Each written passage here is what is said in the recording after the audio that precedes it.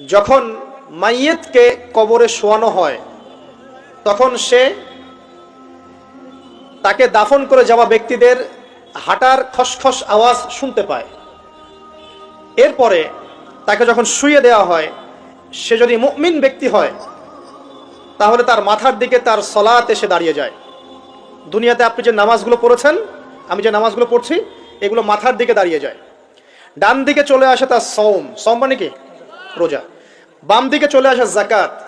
তারপরে পায়ের দিকে চলে আসবে তার আত্মীয়তার সম্পর্ক রক্ষার ইবাদত, তার এই যে অন্যান্য দান সদকা, তার নফল আমল, তার তাসবিহ তাহলিল, তার কোরআন তেলাওয়াত ইত্যাদি পায়ের দিকে চলে আসবে।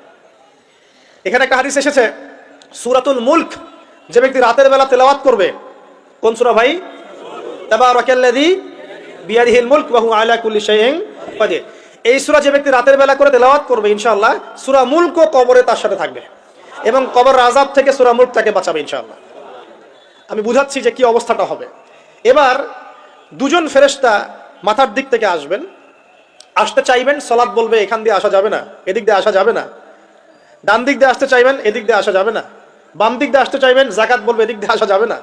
পায়ের দিক দিয়ে আসতে চাইবেন, আমলগুলো বলবে এদিক দিয়ে আসা যাবে না।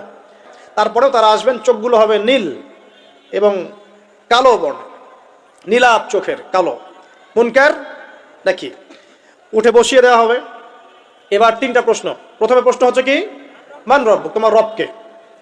তখন মুমিন বান্দা বুক ফুলিয়ে বলবে রব্বি আল্লাহ, আমার রবকে আল্লাহ। পৃথিবীতে যে ব্যক্তি আল্লাহর সাথে শিরিক করে নাই, আল্লাহর তাওহীদের উপর থেকেছে এবং তার উপরে মৃত্যুবরণ করেছে, ইনশাআল্লাহ সে ব্যক্তি এর উত্তর নির্দ্বিধায় দিতে পারবে ইনশাআল্লাহ। আর দুনিয়াতে যে বা যারাই আল্লাহর সাথে শিরিক করবে, আল্লাহর সাথে শিরকের পাপে লিপ্ত হবে, ওই অবস্থায় মারা যাবে, তাওহীদের উপর থাকবে না, কোশ্চিন কালেও মান রব্বুক উত্তর দিতে পারবে না। তারপরে প্রশ্ন হয়ে যাবে ভাই দিনুক, তোমার দিন কি ছিল? মুমিন বান্দা উত্তর দিবে কি? দিন ইয়াল ইসলাম, আমার দিন ছিল ইসলাম। এখানে শুনে রাখেন, পৃথিবীতে যারা ইসলামকে পরিপূর্ণরূপে পালন করবে তারাই এই উত্তর দিতে পারবে ইনশাআল্লাহ। যারা ইসলামকে ঠাট্টা বিদ্রুপের হাসি তামাশার পাত্র বানিয়েছে, মন চাইলে কিছু করি, মন চাইলে কিছু করি না, সহজগুলো একটু আমল করি, বাকি কিছুর আমল ধারি না, হ্যাঁ, নামাজ পড়ি, সুদ ছাড়তে পারি না, ঠিক আছে, বছর বছর ওমরা করি, এদিকে ঘুষ দুর্নীতি ছাড়তে পারি না, ইসলামকে ঠাট্টা তামাশার পাত্র বানিয়েছে, এরা কোশ্চিন কালে উত্তর দিতে পারবে না মা দিনুক, দিনে পরিপূর্ণরূপে ইসলামে প্রবেশ করতে বলেছেন আল্লাহ রাব্বুল আলামিন। যারা পরিপূর্ণরূপে ইসলামে প্রবেশ করবে এবং ইসলামের প্রতিটা মৌলিক বিধান মেনে চলবে, ইনশাআল্লাহ তারা এর উত্তর দিতে পারবে। এরপরে আসবে তৃতীয় প্রশ্ন। নবী সাল্লাল্লাহু আলাইহি ওয়াসাল্লামকে দেখানো হবে। যখন দেখানো হবে তখন সূর্য যখন ডুবে যায়, যে দৃশ্যটা আমরা দেখতে পারি না, ওই দৃশ্যটা ভেসে উঠবে এবং মুমিন বান্দা অস্থির হয়ে যাবে, বলবে আমাকে ছেড়ে দাও, আমি নামাজ পড়বো। সুবহানাল্লাহ। তার কারণ তার কাছে মনে হবে যে আসরের ওয়াক্ত হয়ে গেছে, আসরের ওয়াক্ত হয়ে গেছে, আসরের ওয়াক্ত চলে যাচ্ছে, আমাকে নামাজ পড়তে হবে। চিন্তা করেছেন? ওই যে একটা হাদিস আছে না, যে 7 শ্রেণীর মানুষকে আল্লাহ রাব্বুল আলামিন আরশের ছায়া দিবেন। তার মধ্যে এক শ্রেণীর মানুষকে, যার অন্তর মসজিদের সাথে ঝুলে থাকে, তার মন মসজিদের সাথে ঝুলে ছিল, এই সূর্য ডুবে গেল বলে আমাকে ছেড়ে দাও, আমি নামাজ পড়তে যাব। তখন ফেরেশতারা বলবেন তোমাকে নামাজ পড়তে দেয়া হবে, তবে তার আগে তুমি এর উত্তর দাও। কি উত্তর? এই ব্যক্তির দিকে তাকাও। তখন নবী সাল্লাল্লাহু আলাইহি ওয়াসাল্লামকে দেখানো হবে, সাল্লাল্লাহু আলাইহি ওয়াসাল্লাম দরুদ পড়বেন। বলা হবে যে এই ব্যক্তির সম্পর্কে তোমার কি ধারণা? মান হাযা রাজুলু বুইসা ফীকুম, এই ব্যক্তি কে, যাকে তোমাদের কাছে পাঠানো হয়েছিল? মুমিন ব্যক্তি নির্দ্বিধায় বলে দিবে যে তিনি হচ্ছেন আমার নবী মুহাম্মদুর রাসূলুল্লাহ সাল্লাল্লাহু আলাইহি ওয়াসাল্লাম। দেখুন, পৃথিবীতে যে বা যারাই নবী সাল্লাল্লাহু আলাইহি ওয়াসাল্লামের সুন্নতের উপর আমল করবে, ইনশাআল্লাহ সে তার উত্তর দিতে পারবে। দুনিয়াতে যারা নবীর সুন্নতের 5 পয়সা পরোয়া করছে না, তার আদর্শের 5 পয়সা দাম দিচ্ছে না, তারা কোশ্চিন কালে উত্তর দিতে পারবে না। নাম হতে পারে আব্দুর রহমান, আব্দুর রহিম, নবীর সুন্নতের ধার ধারে না, তারা উত্তর দিতে পারবে না। তো নবীর সুন্নতের গুরুত্ব কত গভীর, এটা আমাদেরকে এখান থেকে বুঝতে হবে। তাই প্রিয় যুবক ভাইরা, মুসলিম ভাইরা, আমাদের জীবনটাকে নবীর আদর্শ এবং সুন্নতে ঢেলে সাজাতে হবে। সকাল থেকে সন্ধ্যা পর্যন্ত প্রতিটা কাজ করবো কার তরিকায়? রাসূলের তরিকায়। নামাজ পড়বো তার তরিকায়, রোজা, সিয়াম, হজ, জাকাত, আমল, মুআমালাত, আখলাক সব কার তরিকায়? নবী সাল্লাল্লাহু আলাইহি ওয়াসাল্লামের তরিকা অনুযায়ী ইনশাআল্লাহ। আল্লাহ পাক তৌফিক এনায়েত করুন, আমিন। এবার ফেরেশতা দুজন জিজ্ঞাসা করবেন অবাক হয়ে যে তুমি কিভাবে এটা জানলে, তুমি কিভাবে এই 3টা প্রশ্নের উত্তর দিতে পারলে? কারণ বেশিরভাগ মানুষ তো উত্তর দিতে পারবে না, বেশিরভাগ মানুষই এই উত্তর দিতে পারবে না। কারণ কিয়ামতের মাঠে 1999 জন মানুষ জাহান্নামে যাবে, নাউজুবিল্লাহ।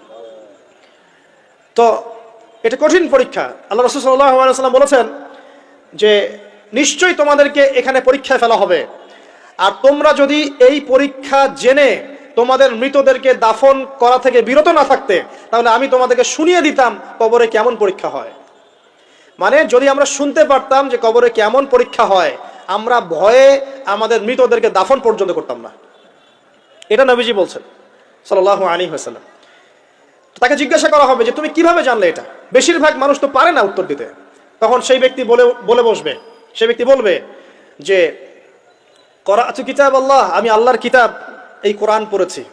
মুমিন বলবে আমি আল্লাহর কোরআন পড়েছি, ফাআমানতু বিহি, আমি এর উপর ঈমান এনেছিলাম, ওয়া সাদ্দাকতু, এবং সত্যায়ন করেছিলাম। সুবহানাল্লাহ। অতএব দুনিয়াতে যারা দ্বীনের জ্ঞান অর্জন করছে না, কোরআন পড়ছে না, হাদিস পড়ছে না, পড়াশোনার চেষ্টা করছে না, জানার চেষ্টা করছে না, কবরে পাওয়ার ডিফিকাল্ট আছে। এটা একটা অন্যতম প্রশ্ন। আমরা কিন্তু মনে করি 3টা প্রশ্ন হচ্ছে, আসলে প্রশ্ন হচ্ছে কয়টা?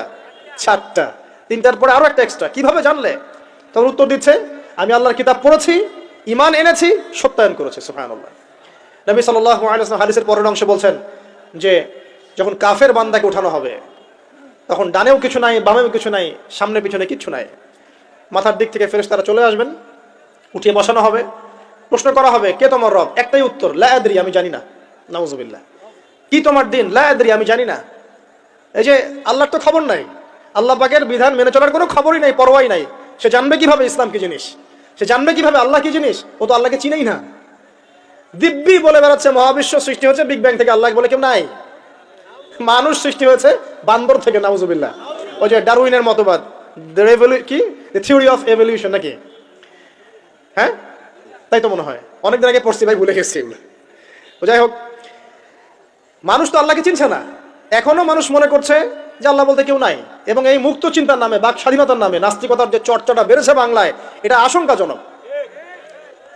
বড় বড় বিশ্ববিদ্যালয় থেকে পড়ে আসছে, অনেক সময় দেখলাম বড় বিশ্ববিদ্যালয়ের প্রফেসর, সে বলছে যে মহাবিশ্ব বিগ ব্যাং দিয়ে সৃষ্টি হয়েছে, সৃষ্টিকর্তা নাই এখানে কোনো।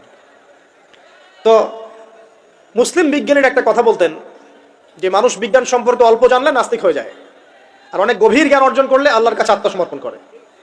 খেয়াল করে দেখবেন, ডক্টর, ইঞ্জিনিয়ার যারা বড় বড় লেভেলে চলে গেছেন, অনেক সিনিয়র, তারা কিন্তু বেশিরভাগ নামাজি দেখবেন, নামাজ পড়ে, দান সৎকা করে, সমাজ কল্যাণমূলক কাজ করে। তারা কিন্তু রোগীর সেবা করতে গেলেও বলে যে নামাজ পড়িয়েন, রোজা রাখিয়েন, তারা কিন্তু বলে। অনেক ডক্টর আমি দেখেছি এমন, যারা যত বেশি গবেষণা করে তারা তত বেশি আস্তিক হয়ে যায়, আর টুটাফাটা গবেষণা করলে নাস্তিক হয়ে যাবেন। কত প্রশ্ন, ইসলামের এটা কেন, ওইটা কেন, ইসলামে বহুবিবাহ কেন, হ্যাঁ, ইসলামে কি পর্দার বিধান কেন, তারপর ইসলামে এত রেস্ট্রিকশনস, এত বাইন্ডিংস কেন, হ্যাঁ, স্বাধীনতা নাই কেন, কত প্রশ্ন। ইসলামের এগেইনস্টে কত তীর এখন ছোড়া হচ্ছে। তো এই ব্যক্তি কেমন করে উত্তর দিবে যে মাহাদিনুক, তোমার দিন কি? আল্লাহর দিকে কত প্রশ্ন ছোড়া হচ্ছে, কত শিরকের পাপ আমরা করছি, অনেক সময় মুসলিম হয়েও শিরকের পাপ করছি। কিভাবে উত্তর দিবে মান রব্বক? 3 নাম্বার প্রশ্ন যখন করা হবে এই ব্যক্তিকে, দেখো দেখি, সে বলবে যে আমি জানি না এই ব্যক্তিকে, তবে শুনেছিলাম, মানুষের মুখে শুনেছিলাম, মানুষ যা বলতো আমি তাই বলতাম। মানুষের রাসূল সাল্লাল্লাহু আলাইহি ওয়াসাল্লামের নাম শুনেছিল হয়তোবা, কিন্তু তার সুন্নত বা আদর্শ কখনো মেনে চলে নাই, পারল না। এবার জান্নাতি ব্যক্তি হলে কি হতো? ওই যে সূর্য ডুবছিল যেখানে, তার দৃষ্টির সীমা পর্যন্ত কবরকে প্রশস্ত করে দেওয়া হতো, এবং জান্নাতের একটা দরজা তার কবরে খুলে দেওয়া হতো। এটা কিভাবে করা হবে সেটা আল্লাহ পাক জানেন, এটার ব্যাখ্যা করার জ্ঞান আল্লাহ আমাদেরকে দেন নাই। যেই মানুষের ক্ষুদ্র জ্ঞানে মানুষ ব্যাকটেরিয়া ভাইরাস নিয়ে গবেষণা করতে হিমশিম খেয়ে যায়, সে মহাবিশ্বের স্রষ্টা নিয়ে কিভাবে গবেষণা করবে? আল্লাহ পাকের অসীম জ্ঞানের সামনে আমার জ্ঞান কি? খুবই ক্ষুদ্র। হাদিস এসেছে বুখারী শরীফের মধ্যে যে একটা মহাসমুদ্রের মধ্যে যদি একটা পাখি 1 ফোঁটা পানি উঠিয়ে নিয়ে যায়, ওই 1 ফোঁটা পানি হচ্ছে মহাবিশ্বের জ্ঞান, আর বাকি পুরো মহাসাগর হচ্ছে আল্লাহ পাকের জ্ঞান। তো আমরা এই ক্ষুদ্র জ্ঞানের মানুষ হয়ে আল্লাহর জ্ঞানকে কেমন করে পেনিট্রেট করতে পারি? তো আল্লাহ পাক জান্নাতের দরজাগুলো খুলে দিবেন, একটা দরজা খুলে দিবেন, সেখান থেকে বাতাস আসবে, সে জান্নাতের নাজ নিয়ামত উপভোগ করতে থাকবে, এবং তার রূহটাকে সবুজ রঙের পাখির আকৃতিতে জান্নাতে রেখে দেওয়া হবে। ইল্লিন মানে ওখানে জান্নাতের নিয়ামত সে পাবে। এটাকে বলা হয় দারুল বারজাখ বা বারজাখের জীবন। পাপী ব্যক্তি হলে জাহান্নামের দরজা খুলে দেওয়া হবে, আর জাহান্নামের সে আযাব ভোগ করতে থাকবে, এবং পুণ্যবান ব্যক্তি হলে জান্নাতের দরজা খুলে দেওয়া হবে, এবং এর নাজ নিয়ামত সে ভোগ করতে থাকবে। তখন তাকে বলা হবে এটা জান্নাতের সেই জায়গা যেখানে তুমি থাকবে।